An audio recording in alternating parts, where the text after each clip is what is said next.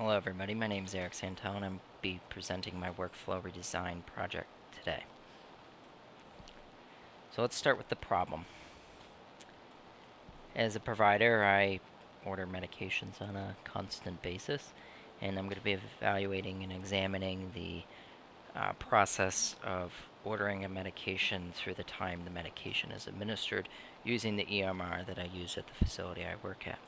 The current EMR we use is HealthMedics. It does have a desktop version known as Vision, and then has an iPad version, which is more of an add-on and has some limits, as we'll discuss later. Why is this a big issue? Is patient safety triumphs at the end of the day, and each year there's 98,000 medical errors a year, and 7,000 of those are adverse drug reactions, or drug events that lead to death, and 1.5 million are preventable adverse drug events per year.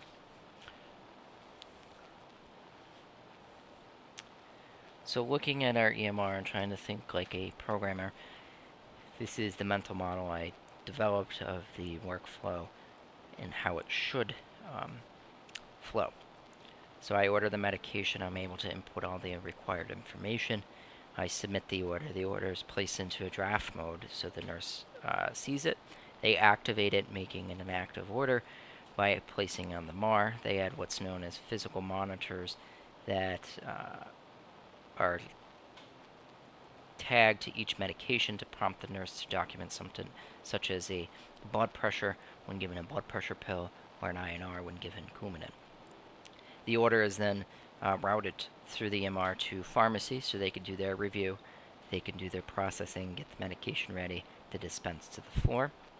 And then once it's on the floor, the nurse can give the medication in their standard process. So I'm going to demonstrate that. Just give me a moment to set up my screen. So due to HIPAA, I had to be a little creative and to block the name of the actual patient, as I don't have a test environment to work in. So I want to order some Levaquin for my patient.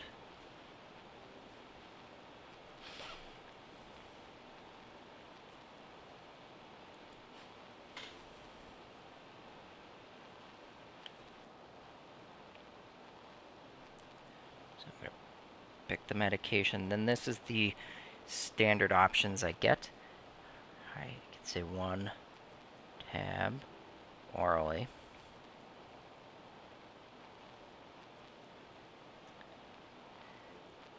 And then as far as frequency, these are my options. I do have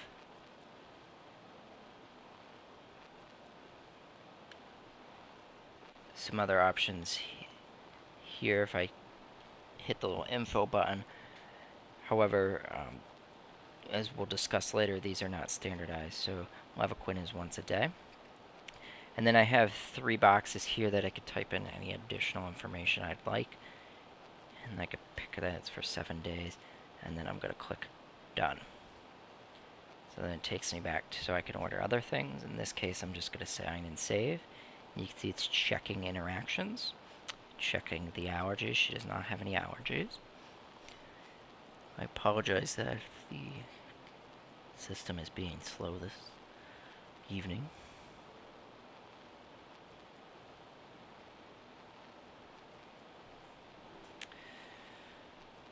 So then I get some interactions. The amiodarone and the Levaquin interact. It can cause QT prolongation, which is a significant or a severe interaction. It interacts with the diflucan she's on.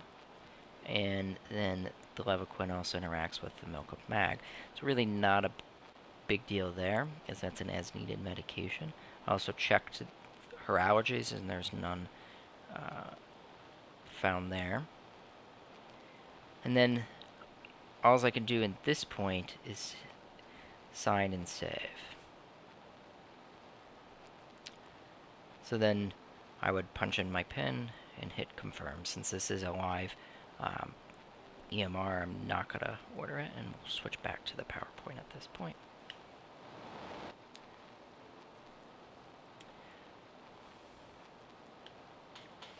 So how does it really happen?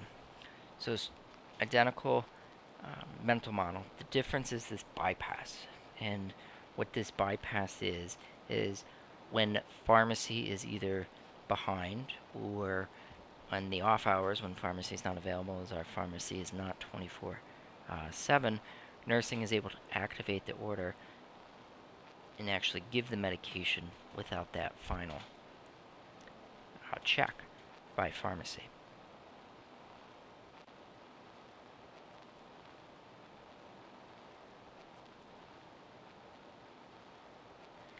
Also, the connection between the EMR and pharmacy is non-existent. There's the two systems, the vision and the health medics that we use for our EMR does not interface with the pharmacy interaction check and dispensing system, so there's not good communication there. So the nurse is left to activate the order, physically print the order, physically bring the order to the pharmacy, and then they have to pick up the medication, and then they can give it. That's when pharmacy is available. When pharmacy is not available, pharmacy gets bypassed. Or the other instance is when the medication's already on the floor. For example, it's in their med cart. They could use it in an emergent situation, or to save time from going down to pharmacy at that point in time. They can pull it from their stock in their cart.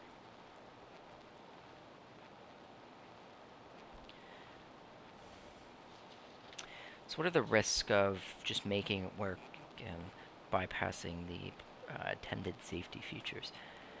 So you saw the alert that came up. Fortunately, in our system, there's not a lot of alerts. What I don't like about the alert that comes up is that it's quite busy. It's difficult to read, and really there's no place to document. And we'll discuss that a little further.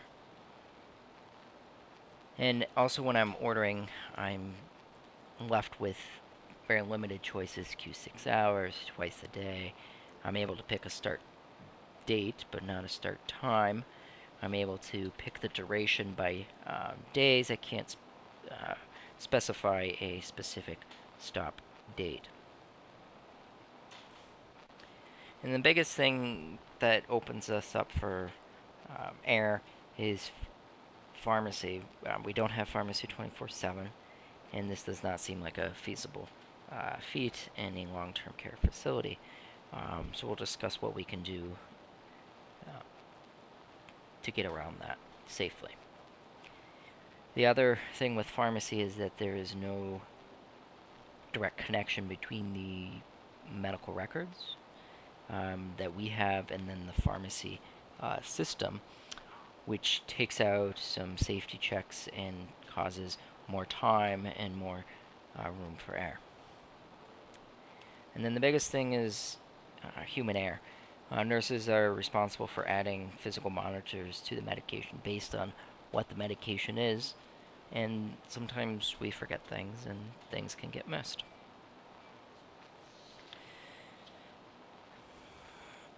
So, at the end of the day, patient safety is our top priority, and these risks definitely put patient safety in harm's way. So, alert fatigue is defined as desensitized to safety alerts, and as a result, ignore or fail to respond appropriately to such warnings. In the EMR, there's a lot of times that things pop up inappropriately just as a reminder or a suggestion or what have you, and as clinicians, this can get bothersome, tiresome, and at some point you just stop reading them and do what you got to do to move on.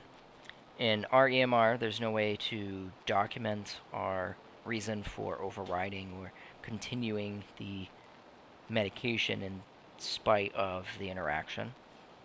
And then there's no way to customize the alerts to only alert for severe interactions. As we saw, the Levaquin interacted with the milk of magnesia. Is it a significant interaction? No. Does it need to be there? Maybe not. So then, as mentioned before, pharmacy plays a crucial role in this. The biggest safety issue is medication can be given prior to pharmacy review, and it takes a lot of time and manpower without an interface between the two systems. And does allow for some human error with having to re-input orders into a different system. So speaking of human error, nursing, when they activate the order, they have the option to check interactions as well, including allergies. However, this is an option, meaning they can elect not to check them. And then, as discussed before, the physical monitors can be missed.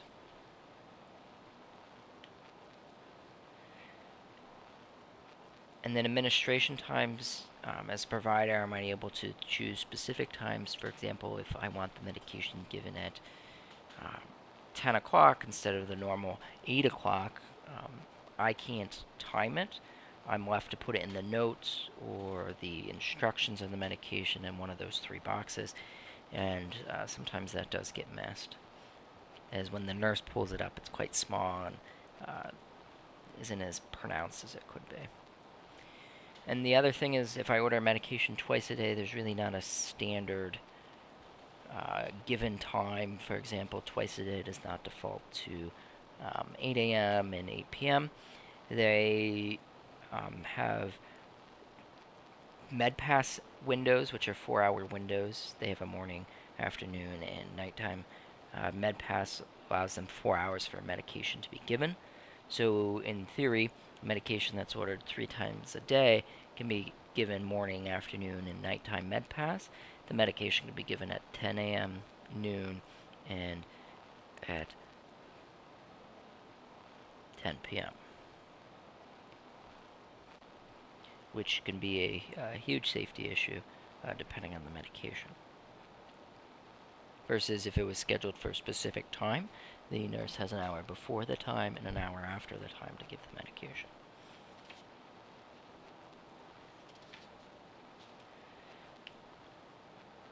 So how are we going to fix this? First, a policy within the facility to predetermine MedPass times for specific frequencies. And the example I use is twice a day, 8 a.m. and 8 p.m. So nurses aren't really left to determine that on their own. They do have a policy for specific medications that require a specific time. For example, scheduled pain medicine, scheduled anti-anxiety medications, and antibiotics and seizure medications are on that list. The next big thing would be to interface the two systems between pharmacy and the EHR. This would cut down on some workflow and manpower issues, and also provide another safety net. What I'd like to see is allow for providers to respond to the interactions by documenting the override interaction, saying that I understand I'm doing X, Y, Z to prevent this reaction or to monitor, and that documentation would be carried with the order, so anybody that pulls up the order or is working on the order can see that me as a provider have already made that medical decision. This will save me a few phone calls letting me know that there is an interaction that I'm aware of, and save me some time and some other people some time as well. This next one I feel would be an easy fix. I don't know why our system doesn't let us pre-check the